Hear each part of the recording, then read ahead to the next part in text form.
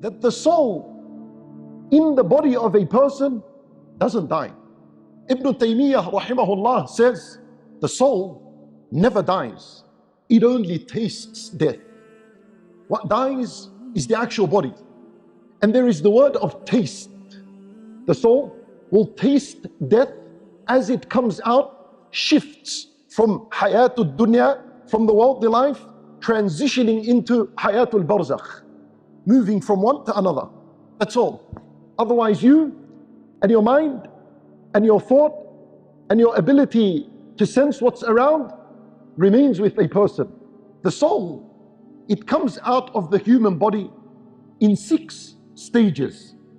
We want to speak about these 6 stages that Allah subhanahu wa ta'ala mentioned in the Quran, and they were mentioned by the Nabi sallallahu alayhi wa sallam in the ahadith. Number 1, when the soul or when a person is going to die, Allah subhanahu wa ta'ala sends the angels that are responsible to take this individual's soul.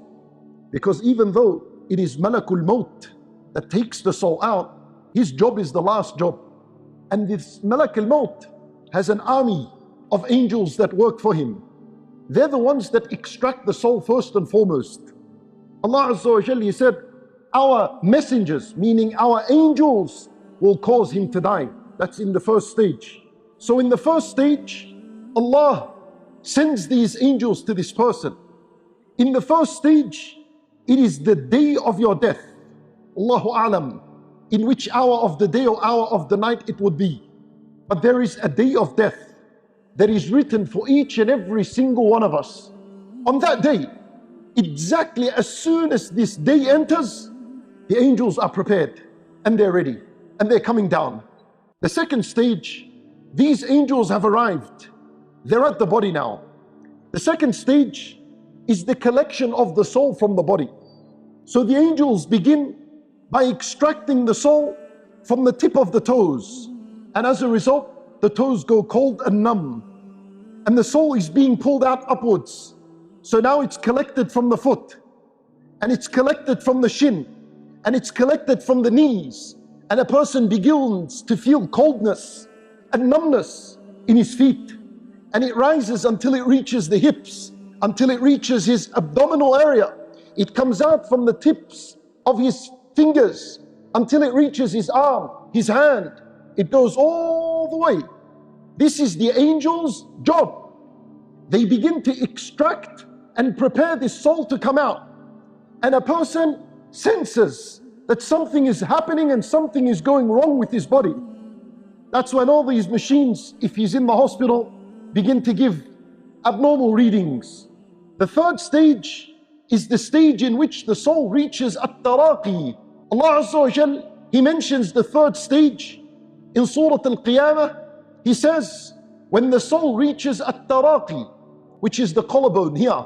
So this is the third stage. This is the time in which Allah would say, وَقِيلَ مَنْ رَاقَ. Those around him would say, where's the raqi? Where's the doctor? Where's the nurse? وَظَنَّ أَنَّهُ الْفِرَاقِ. And the person that is laying there knows certainly this is the moment of departure. The fourth stage, Allah subhanahu wa ta'ala, He says in Surah Al-Waqi'ah, now the soul has moved from at-taraqi, from the collarbone, and it has pushed up towards al-hulqum, which is the throat. At that moment, Allah says, those around him are looking. There's nothing else they could do other than look at him. Allah Azza wa Jal, He says, and we are closer to him than you, however you cannot see it. What does this mean? It means that the angels of Allah are closer to him than you, and you cannot see them. And the dying person sees the angels. It is at this moment that the person experiences fitnatul mamat. This is the worst of the stages. This is the painful stage. This is the most difficult stage. And that is when a shaitan will have the last battle with you. He will use all his energy he has and all his skill to cause you to doubt Allah and His Messenger and Islam. The fifth stage, and this is now the extraction of the soul. And this is the job of Malakul Maut, the big boss. This is his job now. The final stage, Allah Azza wa Jal mentioned in Surah Al-Nazi'at, two situations. Malak al-Maut ripping out the soul from this body. وَالنَّاشِطَاتِ نَشْطًا is an-nasht. An-nasht is to undo a shoelace effortlessly. That's how the believer's soul is extracted, whereas the disbeliever's soul, it is ripped out